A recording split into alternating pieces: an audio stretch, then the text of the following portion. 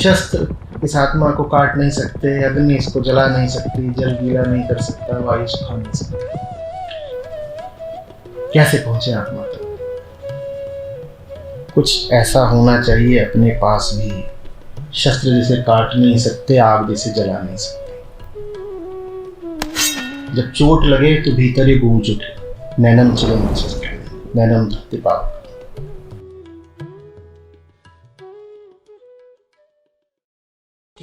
परा प्रकृति है। तो अब ये कैसे जाने कि इस समय जो हम समझ या सुन रहे हैं वो बुद्धि मेरी किस दिशा में है। और इस समय स्थिति ऐसी है कि डर भी लगता है, आगे का कुछ ज़्यादा समझ नहीं आ रहा है और बेचैनी रहती है।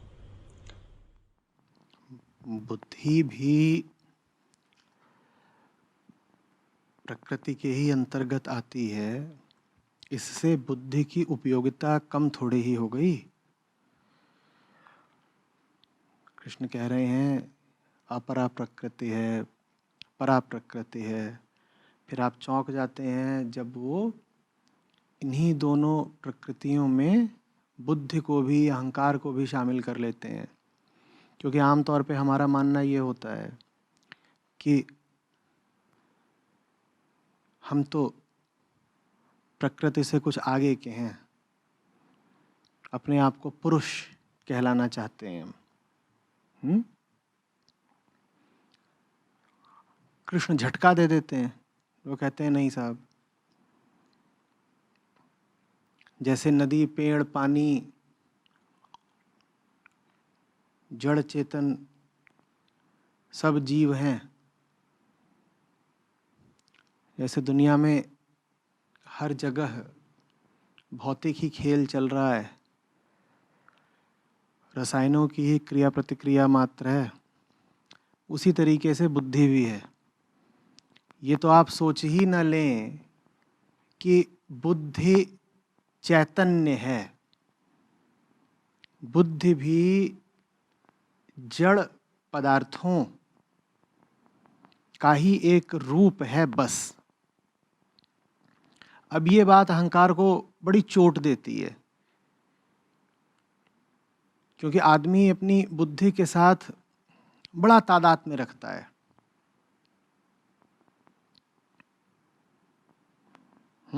बुद्धिमान कहलाना गौरव की बात होती है ना।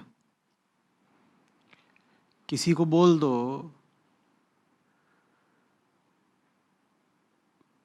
कि तुम बदसूरत हो और किसी को तुम बोल दो कि तुम बेवकूफ हो, ज्यादा बुरा कौन मानता है? क्योंकि हमारा बुद्धि के साथ बड़ा तादाद में रहता है। ये तो यही है, तुम किसी को बोल दो कि बेईमान हो, उसको थोड़ा बुरा लगेगा, और किसी को बोल दो कि बेवकूफ हो, उसको ज्यादा बुरा लगेगा। क्योंकि बुद्धि के साथ हमारा बड़ा गौरव जुड़ा है, ईमान के साथ कहाँ उतना। अक्लमंद होना बड़ी बात होती है। कृष्ण सीधे अक्लमंदी पर ही प्रहार कर रहे हैं। वो कह रहे हैं जो तुम्हारी अक्ल है, ये भी 3 गुणों का ही खेल है प्रकृति के। तभी तो देखते नहीं हो कि क्या खाते हो, क्या पीते हो, किस माहौल में मौजूद हो, दिन है कि रात है, और कैसी संगति है, इससे तुम्हारी अक्ल बुद्धि बिल्कुल ही फिर जाती है। तुम्हें दिखाई नहीं दे रहा कि तुम शराब पी लेते हो, और शराब क्या है? रसायन ही तो है ना, इथाइल अल्कोहल है, और क्या है? और बुद्धि कैसी घूम जाती है, घूमती है कि नहीं घूमती है? अब रसायन का प्रभाव अगर होगा तो किस पर होगा? किसी अन्य रसायन पर ही तो हो सकता है। तो फिर ऐसा कैसे हो जाता है कि शराब पी करके बुद्धि घूम जाती है? इसका मतलब बुद्धि भी रासायनिक मात्र है। अल्ले बड़ी चोट लगी, लग रहा है किसी ने थप्पड़ मार दिया। हम तो सोचते थे कि बुद्धि कुछ रोशनी की तरह है, प्रकाश की तरह है, ईश्वर का अनुपम उपहार है मनुष्य को, जो किसी और जीव को मिली नहीं है। जानवरों को हम नीची नजर से देखते थे, कहते थे कि इनमें बुद्धि नहीं है, अकल नहीं है। और अब हमें पता चल रहा है कि हमारी भी जो ये बुद्धि है ये कुछ और नहीं है, खाए पिए का खेल है सारा, 3 गुणों का संयोग भर है। तो उज्जवल को तकलीफ हुई है।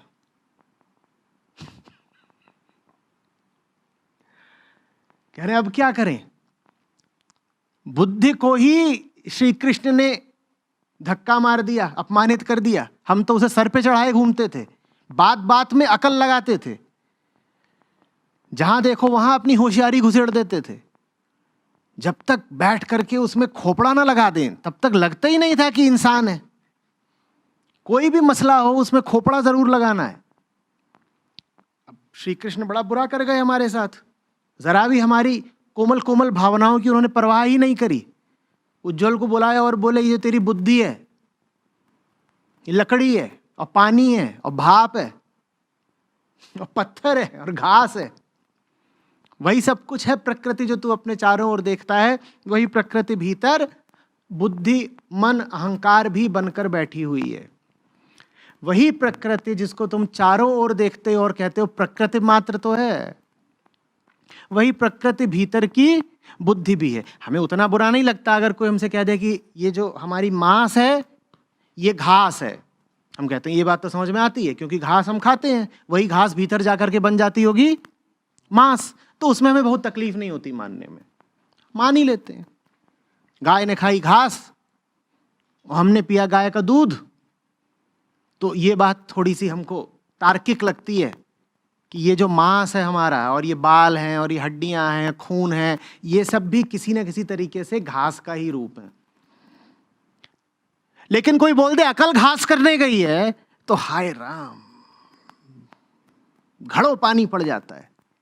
मैं तुमको बोल दूं कि तुम्हारा मांस है घास, तुम कहोगे जी, और मैं बोल दूं अकल घास चरने गई है, तुम कहोगे देखिए कुछ भी करिए बेइज्जत मत करिएगा, ये कोई तरीका है बात करने का, अकल घास चरने गई है। मैं कहूंगा थोड़ा गीता खोल के पढ़ लो, उसमें तो कृष्ण यही बता रहे हैं कि अकल है ही घास।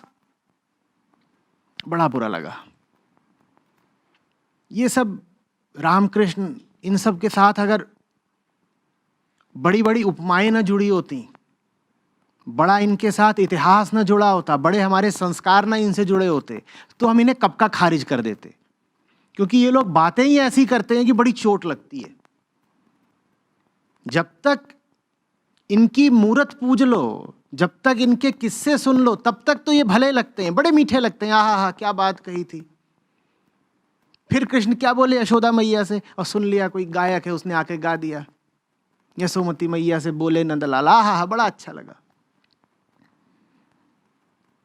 श्री कृष्ण को छोटा सा लड्डू गोपाल बना लो, उसको अपने ऐसे छाती से चिपकाए चिपकाए घूमो, उसको दूध पिला दो, बड़ा भरा लगा।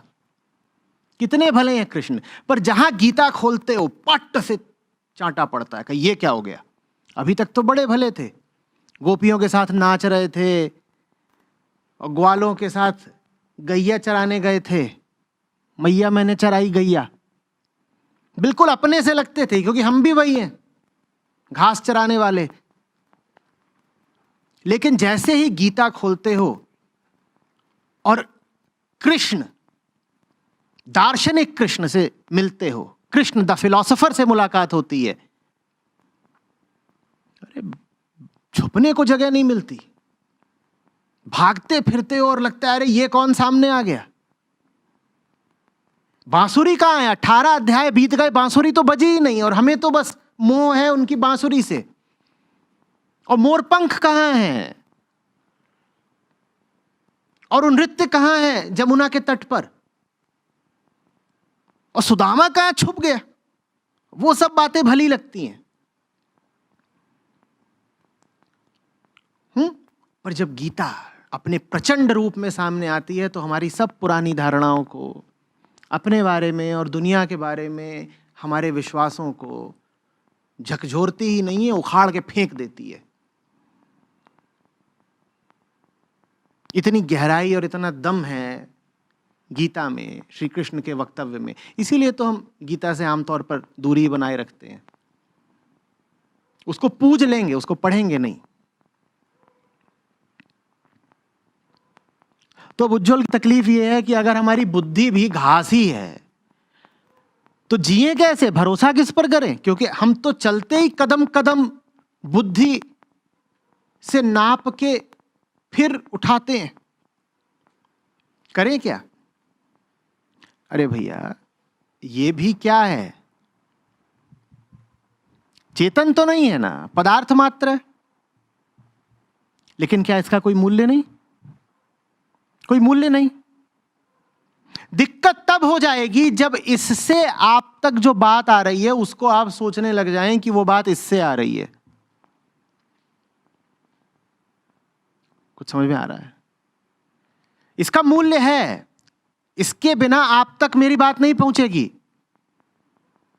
जब तक आपको पता हो कि ये यंत्र मात्र है, उपकरण मात्र है, तब तक कोई समस्या नहीं। समस्या तब हो जाती है जब इंसान सोचने लग जाता है कि उस तक जो आवाज आ रही है वो इसकी पैदाइश है, इसी से पैदा हुई है। तब दिक्कत हो जाती है। बुद्धि का जो सम्यक और सही इस्तेमाल है वो करो, जैसे इस माइक का सही इस्तेमाल करना जानते हो। सही इस्तेमाल जानने का मतलब होता है ये जानना कि कहां पर जाकर के उसका इस्तेमाल खत्म हो जाता है, उसके आगे उसकी कोई उपयोगिता नहीं। जब तक मैं बैठा हूं इसकी उपयोगिता है, मैं नहीं तो इसकी कोई उपयोगिता? बोलिए। इसी तरह ये बुद्धि है। ऐसा नहीं कि अनुपयोगी है, ऐसा नहीं कि ये व्यर्थ है, पर इसका महत्व, इसकी उपयोगिता सिर्फ तभी तक है जब इसके पीछे वो बैठा हो। वो बैठा है, बुद्धि के माध्यम से वो बोल रहा है। बुद्धि माध्यम मात्र है, बात उसकी है, तो बुद्धि शुभ है। पर जिस दिन ऐसा हो गया कि बुद्धि ही बढ़ चढ़ के बैठ गई कुर्सी पे, कुर्सी पे कौन बैठा हुआ है? माइक बाबा। कुर्सी पे कौन बैठा हुआ है? कोई और नहीं है, माइक है, और माइक ही बज रहा है। उस दिन समझो कि महाअशुभ हो गया। हमारी जिंदगी ऐसी ही है। वो जिसको बोलना चाहिए उससे हमने दूरी बना ली है, और बोल कौन रहा है? ससुरा माइक। ये तो हमारी जिंदगी है, यही बजता रहता है, भन भन भन भन भन भन। सुना है ना, बहुत बार होता है। मैं हट भी जाऊं यहां से और यहां कुछ पंखा वगैरह तेज कर दो तो ये खूब बजेगा। खास तौर पे अगर घटिया किस्म का माइक हो। क्या बढ़िया आवाज मारता है, कान में उंगली देनी पड़ती है, ऐसी आवाज आती है माइक से। सुनिए कैसी आती है आवाज, कर्कश। जैसे ब्लैक बोर्ड होता था बचपन में, और उस पे ले जा करके लकड़ी का डस्टर घिस दो। कभी घिसा है? डस्टर में थोड़ा कपड़ा लगा रहता था, और कपड़ा जाता था घिस, वो खत्म हो जाता था। उसके बाद आप जाओ ब्लैक बोर्ड को साफ करने तो लकड़ी भर बचती थी, और लकड़ी जब बोर्ड में घिसती थी तो कितना संगीत उत्पन्न होता था। याद है? कुछ याद आ रहा है? हाँ, तो वैसा ही संगीत हमारी जिंदगी में फैला हुआ है, क्योंकि बुद्धि बोल रही है, बुद्धि के पीछे जिसे बोलना चाहिए वो नहीं बोल रहा। उसकी तो हम बात ही नहीं सुनना चाहते, बुद्धि की बात सुनना चाहते हैं, और ये अपना कुछ ना कुछ बोलती रहती है। हर उपकरण की, हर इलेक्ट्रिकल इलेक्ट्रॉनिक उपकरण की अपनी कुछ नॉइस होती है, सिस्टमिक नॉइस। हम उस पर जी रहे हैं, उसके पीछे बोलने वाला कोई नहीं है। बुद्धि का प्रयोग करना आना चाहिए भाई, लेकिन यह तो पता हो कि प्रयोग करता कौन है। नहीं समझे? प्रयोग करने वाला कौन है ये तो बताओ। बुद्धि तो माइक है, उसमें जो ही बोल देगा उसी की आवाज को वो गुंजित कर देगी। थोड़ा सा ज्यादा विकसित माइक समझ लो। ऐसा भी हो सकता है कि जिसमें तुम बोलो हिंदी में और उसके भीतर एक अनुवादक बैठा हुआ है, तो स्पीकर में सुनाई दे अंग्रेजी में। जानते हो ना, ऐसे आते हैं उपकरण। तुम उनमें एक भाषा में बोलो, वो 10 भाषा में खुद ही अनुवाद करके सबको सुना देंगे। तो बुद्धि ये सब कर लेती है। काफी विकसित किस्म का उपकरण है बुद्धि। उसमें एक बात बोलो, उसमें वो 10 बातें जोड़ देगी, ये कर देगी, वो कर देगी, अलंकरण कर देगी, भाव विन्यास, वाक्य विन्यास कर देगी, बहुत कुछ कर देगी। लेकिन जो मूल बात है वो कभी बुद्धि की नहीं होगी। मूल बात तो बोलने वाले की ही होगी। वो बोलने वाला कौन है? बुद्धि का इस्तेमाल करने वाला कौन है, ये बताओ ना। या तुमने ये इजाजत दे दी है बुद्धि को कि वो स्वयंभू हो जाए, खुद ही राजा हो जाए, माइक अपनी बात बोल रहा है। तस्मै श्री गुरुवे नमः, यही हो गया गुरु।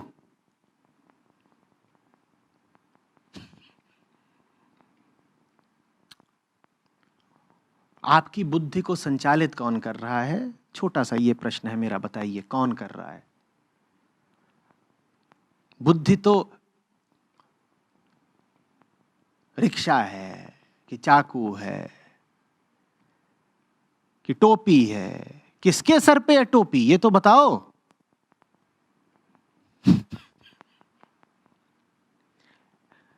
किसको टोपी पहना रहे हो? तुम्हारी बुद्धि को चला कौन रहा है, मुझे बताओ। बुद्धि ना अच्छी होती है ना बुरी होती है। बुद्धि जिसकी होती है वो या तो तुम्हारे लिए अच्छा होता है, तुम्हारे लिए बुरा होता है।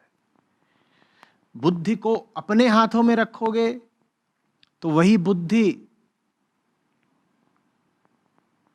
प्रलय लेके आ जाएगी, जैसा आजकल हो रहा है।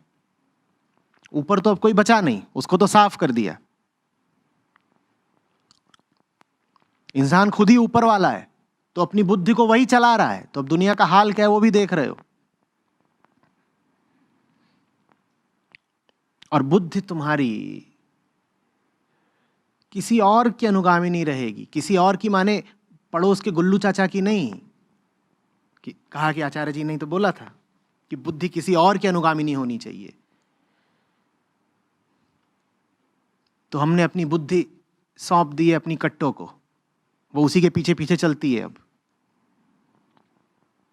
बुद्धि किसी और की अनुगामी नहीं होनी चाहिए, माने किसी ऐसे की जो तुम्हारे तल का बिल्कुल ना हो, जमीन का ना हो। बुद्धि आसमान के पीछे पीछे चले। बुद्धि आसमान के पीछे पीछे चलेगी तो तुम्हें भी आसमानों जैसी ऊंचाई दे देगी।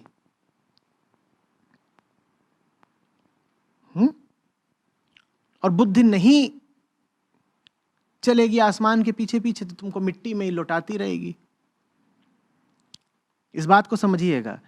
आजकल ये भी बड़ा प्रचलन हो रहा है, फैशन, कि देखिए साहब अध्यात्म में तो दिमाग का इस्तेमाल करना ही नहीं चाहिए। बुद्धि और तर्क और विचार ये तो व्यर्थ की बातें हैं। सुनते हो ना, तो कुछ बातें दिल से होती, दिल से सोचना नहीं चाहिए। ये पागलपन है। बेशक सोचना चाहिए, विचार बहुत बहुत महत्वपूर्ण है। और बच के रहिएगा ऐसे लोगों से जो सोचते नहीं है, वो जानवर हैं।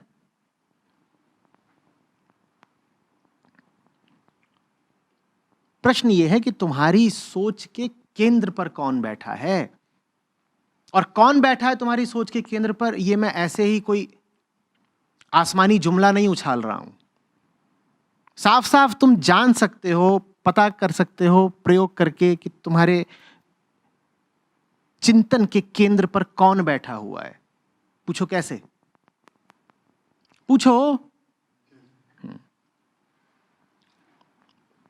देख लो कि तुम्हारा चिंतन पहुंचना किस तक चाहता है। जिस तक तुम्हारा चिंतन पहुंचना चाहता है उसी से तुम्हारा चिंतन शुरू हुआ है।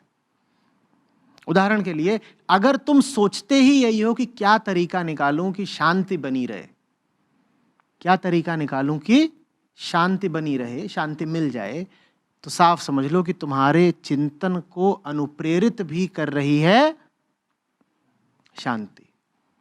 जहां से आएगा उसी तक वापस जाने के लिए आतुर रहेगा।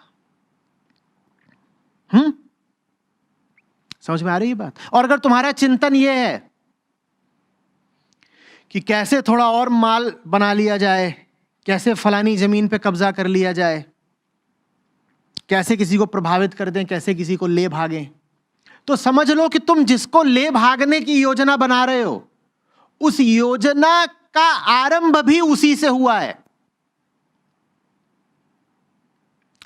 जहां तुम्हारे चिंतन का अंत हो रहा है, तुम्हारे चिंतन का आरंभ भी वहीं से हो रहा है। ये सिद्धांत समझ में कुछ आ रहा है? अब मान लो तुम्हारा सारा चिंतन इसी बात पर केंद्रित रहता है कि कैसे मैं अपने बीवी बच्चों को खुश रख सकूं। ठीक, बहुत साधारण सी चीज होता है ना। तो समझ लो कि ये चिंतन भी तुम्हारा फिर ऊपर वाले से नहीं आ रहा, घरवाली से ही आ रहा है। क्योंकि घरवाली से ही आ रहा है, इसीलिए जा भी रहा है सिर्फ घरवाली तक। ऊपर वाले से आया होता तो जाता भी लौट करके ऊपर वाले तक। पर चूंकि तुम्हारा सारा चिंतन आ ही रहा है घरवाली से, उसी का प्रभाव है तुम्हारे दिमाग पर कि तुम्हारी सारी सोच अब उसी के इर्द गिर्द घूम रही है। आ ही रही है तुम्हारी सोच उससे, तो तुम्हारी सोच फिर जा भी रही है सिर्फ उसी तक। जहां से आएगी उसी को जाएगी। ये बात समझ में आ रही है? खूब ख्याल रखो कि बुद्धि के केंद्र पर कौन बैठा है। और यह जानना बिल्कुल भी मुश्किल नहीं है कि हमने किसको बैठा लिया। बस ये देख लो कि बुद्धि बार बार किस लक्ष्य की चाह रख रही है। तुम जिस लक्ष्य की चाह रख रहे हो, समझ लो तुमने उसी को अपना भगवान बना लिया है। और भगवान क्या होता है? जिसको चाहो सोई भगवान हो गया तुम्हारा। बात बहुत सीधी है ना, कोई इसमें पेच नहीं। तुम जिसी को बिल्कुल दिलो जान से टूट के चाहने लग गए, वही तो ईश्वर हो गया तुम्हारा। तो उसी तक पहुंचने की कोशिश करोगे, क्योंकि चाह रहे हो उसको। जिसको चाह रहे हो तुम, समझ लो उसी के प्रभाव में आकर के उसको चाह रहे हो तुम। मामला बिल्कुल गोल है। हम सोचते हैं कि हमारी स्वतंत्र सत्ता है और इस स्वतंत्र सत्ता के चलते हम किसी को चाह रहे हैं। नहीं, बात बिल्कुल गलत है। आप जब किसी के अधीन हो जाते हैं तो उसको चाहने लग जाते हैं। पहले अधीनता आती है, फिर चाहत आती है अधीनता से।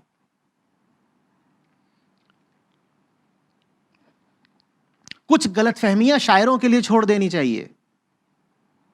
उनको लगता है कि वो अपने आप में बड़े आजाद तबीयत हैं और वो अपनी आजादी का इस्तेमाल करके कहते हैं कि तेरा तसव्वुर दिन रात अब आंखों में है और जहां जहां होता हो जिस्म में हर जगह है।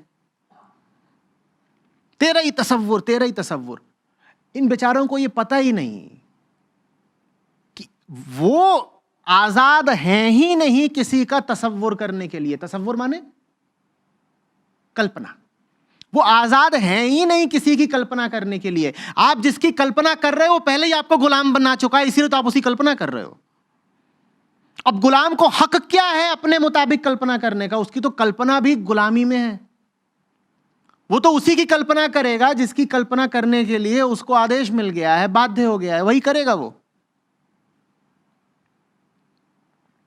कुछ समझ में आ रही है बात? तो बुद्धि उपकरण है। बस ये देख लो उस बुद्धि को, उस उपकरण को कौन निर्देशित और संचालित कर रहा है।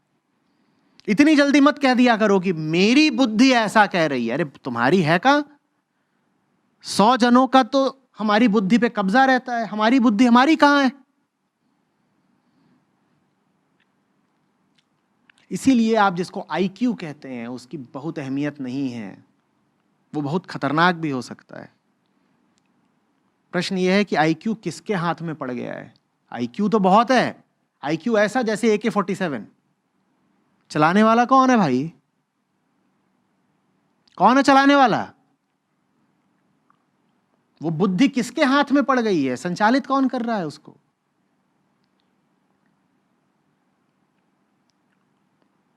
इसीलिए जानने वालों ने हिंदुस्तान में कभी आपको ये आशीर्वाद नहीं दिया कि जाओ वत्स बुद्धिमान हो जाओ। उन्होंने आपको बुद्धि का नहीं, बोध का आशीर्वाद दिया। वो समझ गए थे कि ये बुद्धि तो गड़बड़ चीज है। ये उतनी ही अच्छी है जितना अच्छा इसका प्रयोग करता है। प्रयोगकर्ता अच्छा है तो बुद्धि अच्छी है। प्रयोगकर्ता ही अगर गड़बड़ है तो बुद्धि तो अपना ही गला रेतने वाला चाकू बन जाएगा ना।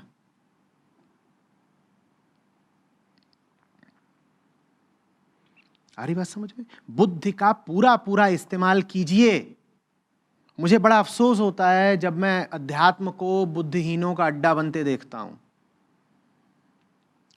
बड़ा लोगों को सुकून मिलता है सत्संग इत्यादि में जाकर के। वो कहते हैं वैसे और कहीं जाते तो दिमाग लगाना पड़ता और मुंह खोल के बताना भी पड़ता कि भैया बात क्या समझ में आई है।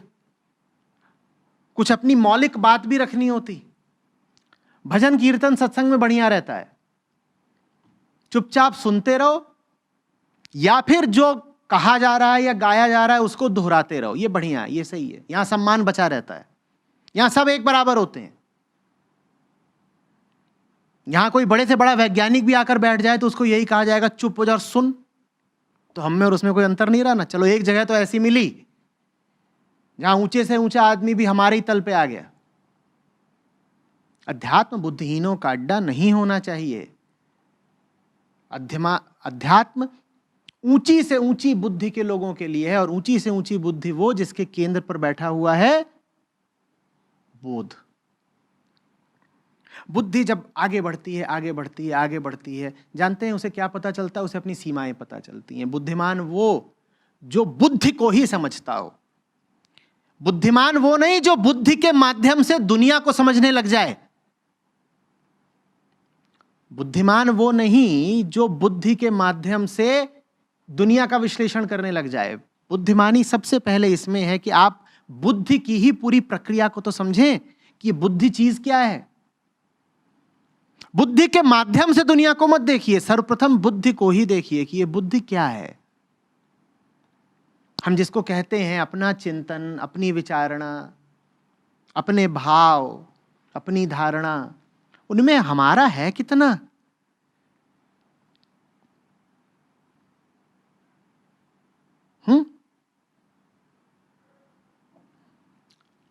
तर्क भी अगर आप पढ़ेंगे, तर्कशास्त्र में जाएंगे तो आपको पता चलेगा कि तर्क भी कुछ सैद्धांतिक बुनियादों पर खड़ा होता है। पूरा तर्कशास्त्र, हर तर्क के पीछे एक धारणा होती है। आप जब तर्क भी करते हैं ना, हो सकता है आपका तर्क बड़ा तीखा हो, लेकिन आपका तर्क बिल्कुल फिजूल है अगर आपको नहीं पता कि आपके तर्क के नीचे धारणा क्या है, assumption क्या है, हाइपोथेसिस क्या है। वो बिना पता हुए अगर आप तर्क के तीर छोड़े जा रहे हैं तो बिल्कुल अंधे आदमी की तरह हैं, जो ना खुद को जानता है ना अपने लक्ष्य को जानता है। वो बस गोलियां और तीर चलाना जानता है। उसे ये पता ही नहीं कि वो जो कर रहा है वो क्यों कर रहा है। उसे पता ही नहीं कि उसके ऊपर किसका साया है, क्या प्रभाव है। उसको पता ही नहीं कि वो वास्तव में कौन है। बस वो करे जा रहा है। क्यों करे जा रहा है? सुन लिया, देख लिया। और ये मानना तो भाई अपमान की बात है कि हम जो कुछ कर रहे हैं हमें उसका कुछ पता नहीं है वास्तव में। कुछ काम हमसे हमारा जिस्म करा देता है और कुछ काम हमसे वो प्रभाव करा देते हैं जो हम पर बचपन से पड़े, समाज से पड़े। इन दोनों प्रभावों का जो योग होता है उसको हम कह देते हैं मेरा जीवन। मेरा जीवन, मेरी बुद्धि, मेरे विचार, मेरी धारणाएं, इनके लिए जान दिए दे रहे हो। बुद्धि का पूरा पूरा इस्तेमाल करो, लेकिन बार बार देखो कि बुद्धि कहीं अहंकार की रक्षा के लिए तो नहीं चल रही। उदाहरण दूं, मान लो किसी से बहस हो गई। देखा है बहस करते वक्त दिमाग कितनी तेजी से चलने लगता है। जितना तेजी से मुंह चलता है उतनी तेजी से दिमाग चलता है, क्योंकि जल्दी ही उस पर अगला राउंड फायर करना है ना। ये देखा है कि नहीं देखा है?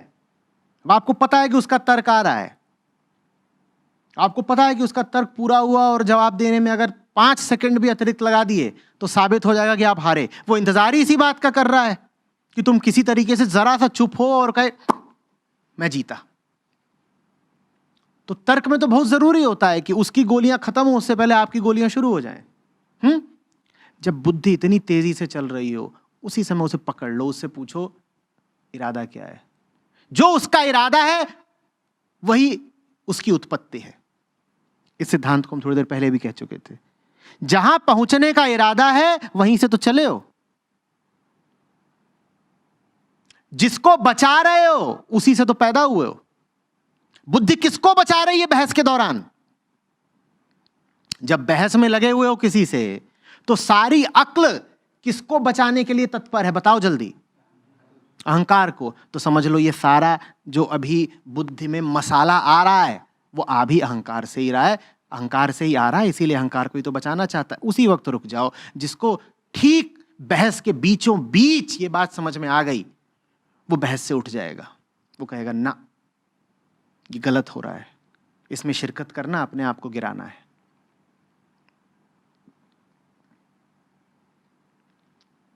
क्योंकि मैं सच को जानने के लिए तो तर्क दे ही नहीं रहा हूं ना भाई।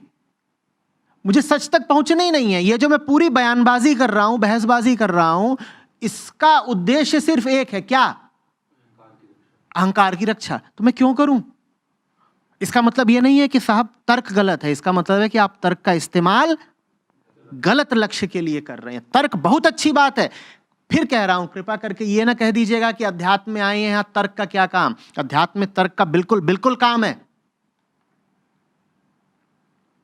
अध्यात्म अतार्किक लोगों के लिए नहीं है, अध्यात्म कुतर्की लोगों के लिए भी नहीं है। अध्यात्म में तर्क का गहरा काम है। बिना तर्क के कैसा अध्यात्म? बिना दर्शन के कोई अध्यात्म हो सकता है क्या? हिंदुस्तान ने तो जो पूरब जो पश्चिम में शब्द चलता था फिलॉसफी, उससे ज्यादा गहरा शब्द दिया, क्या? दर्शन। दर्शन के बिना कौन सा अध्यात्म? और तर्क के बिना कैसा दर्शन शास्त्र? बुद्धि प्रवीण होनी चाहिए, बुद्धि तेजी से चले, अकाट्य बुद्धि हो, रेजर शार्प।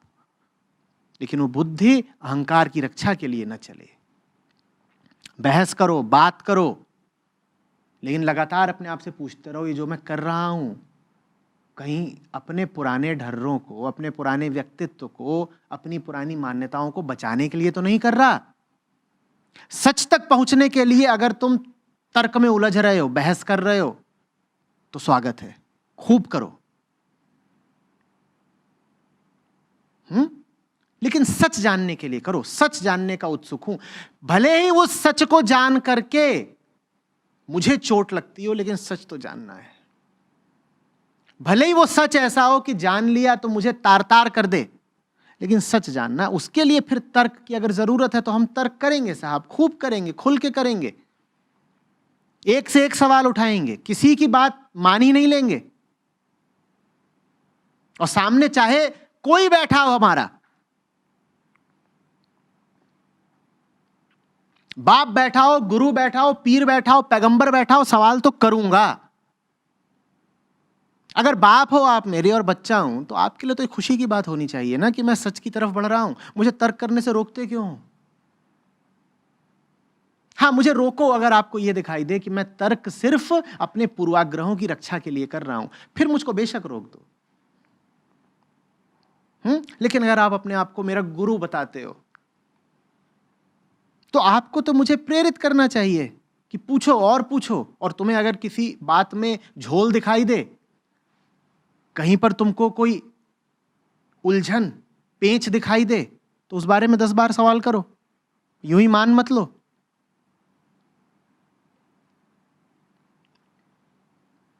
सवाल करना ना अभद्रता होती है, ना बदतमीजी होती है। और मीठे से मीठा सवाल भी गुनाह है अगर वो पूछा गया है सिर्फ अपने आप को बचाने के लिए।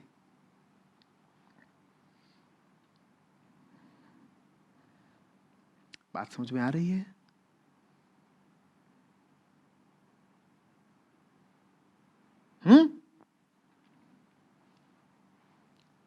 तो हमने क्या कहा? हमने कहा बेशक चलाइए खोपड़ा, खोपड़ा चलाने के लिए ही है। इस माइक का इस्तेमाल नहीं किया तो क्या करोगे? इसको पूजा घर में पूजोगे? और किस लिए है ये? खोपड़ा चलाने के लिए। एक दिन तो उसको क्या होना है, भस्म ही हो जाना है। उससे पहले चला लो भाई। साथ लेके जाओगे क्या कि ये मस्तिष्क है हमारा, हम लेके आए हैं मौत के बाद? चलाओ, खूब चलाओ उसको। बल्कि जितना चलाओगे, ये जो तुम्हारा हथियार है, तुम्हारा औजार है, ये उतना ज्यादा मंजेगा, अच्छी बात है, बुद्धि चलाओ, लेकिन क्या देखना है कि बुद्धि को चलाने वाला कौन है, माइक के पीछे कौन बैठा है। तो फिर हम कैसे पता करेंगे कि बुद्धि को चलाने वाला कौन है? जहां को बुद्धि जाना चाहती है, जिसको बुद्धि पाना चाहती है, समझ लो वही बुद्धि के पीछे बैठा है, वही बुद्धि का नियंत्रण कर रहा है। ठीक है बात? आगे बताइए। आचार्य जी प्रणाम।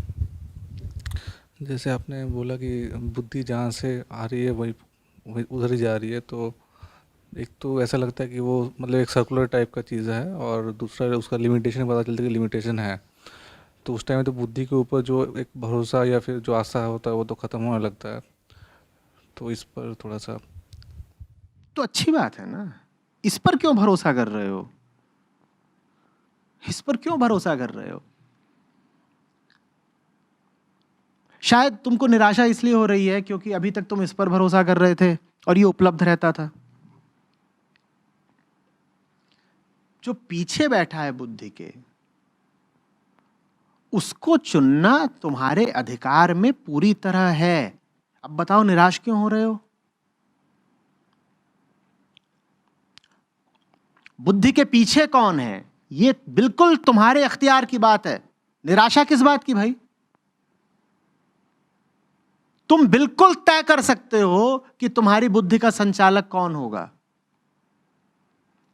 पूछो तो कैसे तय करेंगे? कैसे तय करेंगे? अरे देख लो कि बुद्धि को ले कहां जा रहे हो। बुद्धि को अगर सही जगह ले जा रहे हो तो बुद्धि के जो पीछे बैठा है वो अपने आप सही है। जो बुद्धि के पीछे बैठा है वो चाहता ही यही है कि तुम सही जगह जाओ। अब पता कैसे चले आचार्य जी कि सही जगह जा रही है बुद्धि? हमें तो जहां जाते हैं वो जगह सही ही लगती है, पहुंच के पता चलता है कि ये तो 3-13 हो गया। अपनी तरफ से तो हम जो करते हैं सही सही ही करते हैं, राज तो बाद में खुलते हैं।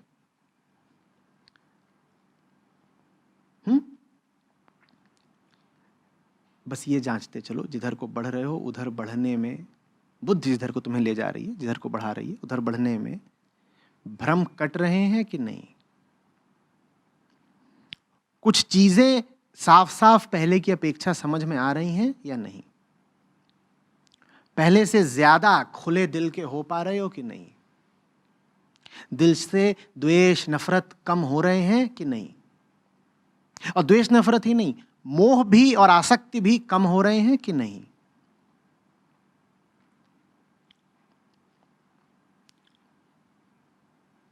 पूरी हस्ती में खुलापन आ जाता है और डर बिल्कुल कम हो जाता है। तुम सही दिशा में बढ़ रहे हो। शायद इससे ज्यादा स्पष्ट प्रमाण या लक्षण या इंडिकेटर और कुछ होता ही नहीं कि तुम्हारे मन से डर मिटना शुरू हो जाता है। एक मासूमियत आ जाती है हस्ती में। जानते हो ना, मासूमियत और डर साथ साथ नहीं चलते।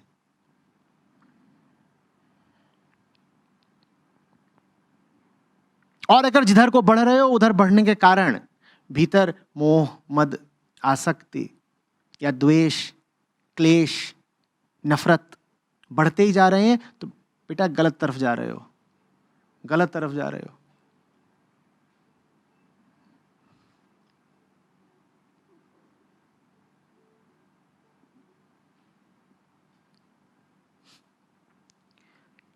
सारा अध्यात्म, अभी भी जो ये सारी बातचीत हो रही है, ये किसके लिए होती है? ये इसीलिए होती है ना कि जो कष्ट और बेचैनी हम आमतौर पर भुगत रहे होते हैं, जरा उसकी छानबीन करें कि जरूरी है भी या फालतू ही अपने आप को इतनी पीड़ा दे रहे हैं। अध्यात्म इसीलिए है ना हो कष्ट तो अध्यात्म की कोई जरूरत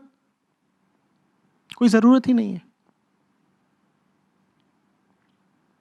तो जिधर को बढ़ रहे हो उधर बढ़ने से अगर कष्ट कम हो रहा है तो सही जा रहे हो, बढ़ते जाओ बीड़ू।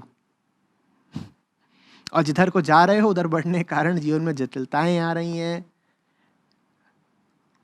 आंखों के जाले और सघन हो रहे हैं, तो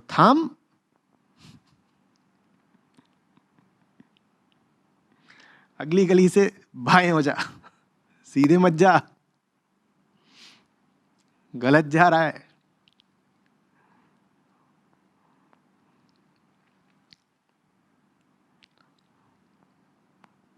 बोलते हैं ना बंबई में, निकल निकल, पहली फुर्सत में निकल।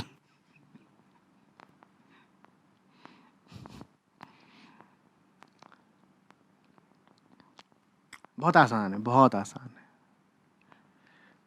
किधर को जा रहे हो, क्या काम कर रहे हो, किसकी संगत में हो, ये सब तुम्हारे लिए ठीक है या नहीं, ये जांचना बहुत आसान है। बस यही देख लिया करो, असर क्या पड़ रहा है तुम्हारे ऊपर, कैसे होते जा रहे हो।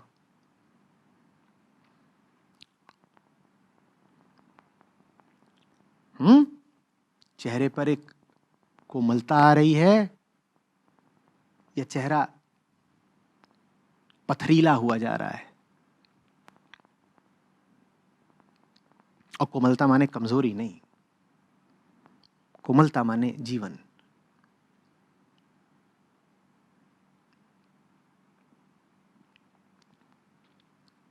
सुन पाने की, समझ पाने की शक्ति बढ़ रही है या बहरे हुए जा रहे हो, कुछ सुनाई ही नहीं देता। एक अंतर्दृष्टि, इनसाइट पैदा हो रही है या आंखों वाले अंधे हो? इनसाइट समझते हो कि जो देखा उसको गहराई तक देख लिया। और गहराई तक देख लिया माने ये नहीं कि जो देखा उसको देख के 10 कल्पनाएं कर ली, कि एक चीज देखी और 10 रच मारी दिमाग में। ये तो सब कर लेते हैं कि देखा कुछ नहीं पर उन्हें लगता है सब देखा है।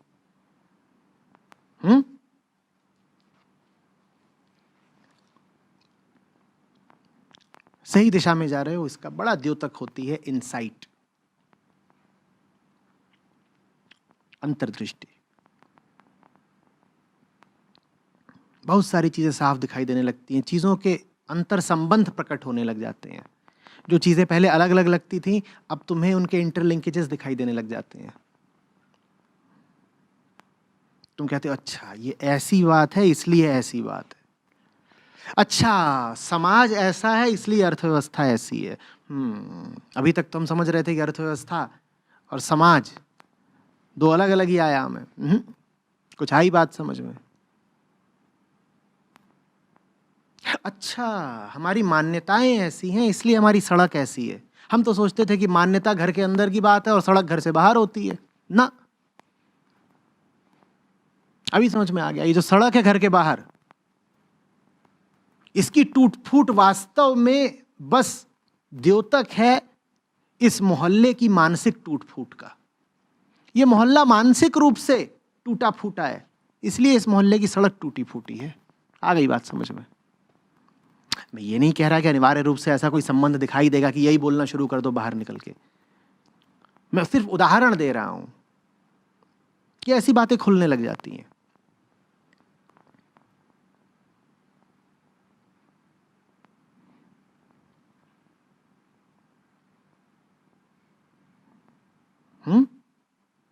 ये सब हो रहा हो जीवन में तो तुम्हारी बुद्धि तुम्हें सही दिशा ले जा रही है। नहीं हो रहा जीवन में या इसका विपरीत हो रहा है तो सावधान हो जाओ।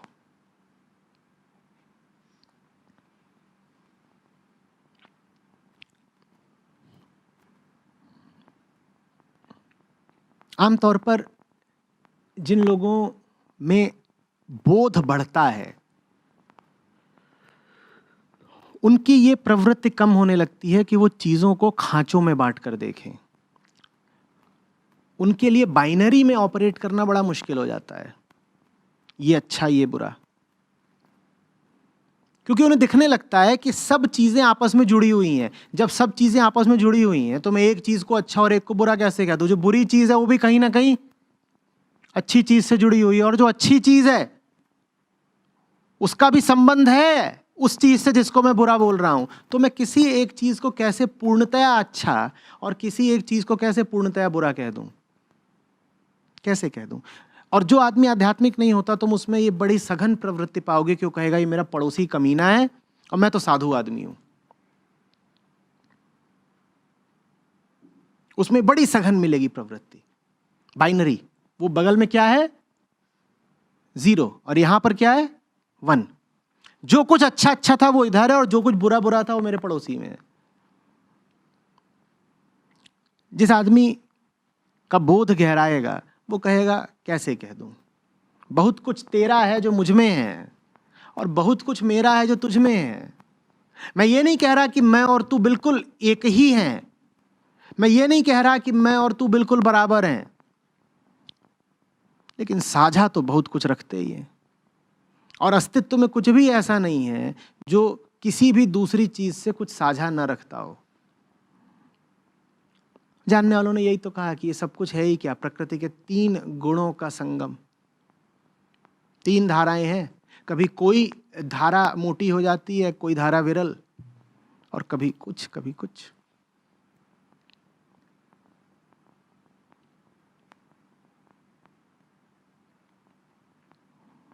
बात समझ में आ रही है? ये कर लेने के बाद जीवन में जन्म होता है अहिंसा का। हिंसक आप हो ही तभी सकते हैं जब आप ये कहें मैं सही हूं तू गलत है। हिंसक होने के लिए बहुत जरूरी है कि अध्यात्म से आपका कोई ताल्लुक ही ना हो।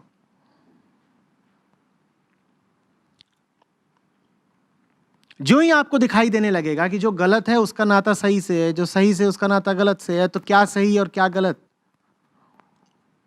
और जो वास्तव में सही है वो सही गलत की परिभाषा से पार का है, वो तो कहीं और का है। हम जहां सही गलत खोज रहे हैं वहां सही कुछ हो नहीं सकता पूरे तरीके से, और गलत कुछ हो नहीं सकता पूरे तरीके से। इसीलिए आप पाएंगे कि जो सबसे अहिंसक धारा उठी भारत से, उसकी अहिंसा के मूल में बैठा हुआ था अनेकांतवाद, जैन दर्शन। हम जैनों के बारे में इतना तो जानते हैं कि अहिंसक होते हैं, पर थोड़ा और गहराई से कम ही लोग पता करते हैं। उनकी अहिंसा आ रही है स्यादवाद से। वो कहते हैं कि इस दुनिया में किसी भी चीज को लेकर के कैसे पूर्णतया निश्चित हुआ जा सकता है। यहां कुछ पूर्ण है ही नहीं। पूर्ण जहां कुछ होगा तो होगा, उसकी कोई बात ही नहीं करता जैन धर्म, उसको बिल्कुल नकारता है, कहता है पूर्ण हटाओ। हमें तो ये पता है कि इस जगत में जो कुछ भी है वो अपूर्ण है, पहली बात। दूसरी बात, हमें इंद्रियों के माध्यम से मिल रहा है, तो हमें क्या पता कि इन माध्यमों ने बीच में क्या गड़बड़ कर दी। आपको इस दीवार का क्या पता अगर आपके पास आंख ना हो? और आपको कैसे पता कि आपकी आंखें जो बीच में बैठी हुई हैं मीडिएटर बन के गड़बड़ नहीं कर रही हैं? आपको क्या कुछ भी पता है डायरेक्टली? कहिए, या तो सुना है, या देखा है, या छुआ है, या चखा है, या सूंघा है। जो कुछ भी आपने करा है वो करने में बीच में कोई बैठा हुआ है, मध्यस्थ।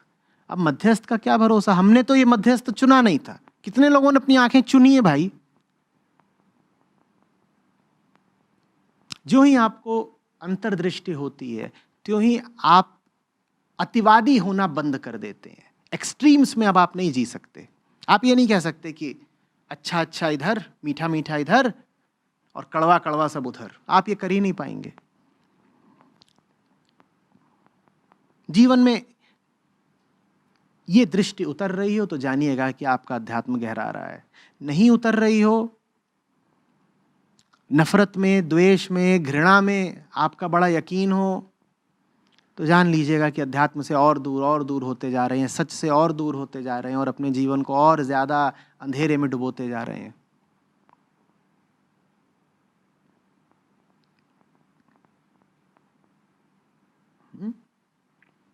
तो इतना भी मुश्किल नहीं है पता करना कि बुद्धि को संचालित कौन कर रहा है। आसानी से पता हो जाता है, बशर्ते नीयत हो पता करने की।